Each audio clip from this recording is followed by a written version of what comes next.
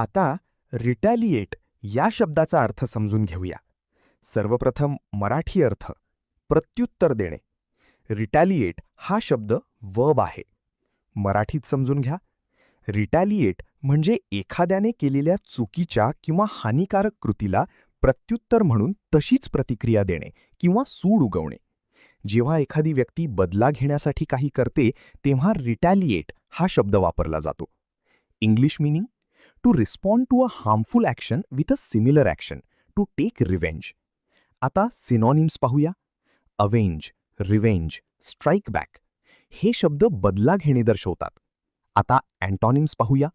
फगिव्ह, ignore, pardon हे शब्द माफ करणे किंवा दुर्लक्ष करणे दर्शवतात. आता उदाहरणे पाहूया. पहिले वाक्य: he decided to retaliate after being insulted. अपमान झाल्यानंतर त्याने प्रत्युत्तर देण्याचा निर्णय घेतला. इथे रिटॅलिएट म्हणजे बदला घेणे. खालील प्रश्नाचे उत्तर कमेंटमध्ये लिहा. Retaliate means: A. Forgive, B. Take revenge, C. Ignore, D. Help. तुम्हाला इंग्रजी मोफत आणि सोप्या पद्धतीने सुधारायचे आहे का? नियम अकॅडमीचा बेसिक इंग्लिश व्होकॅब्युलरी आणि ग्रामर कोर्स पूर्णपणे मोफत जॉईन करा.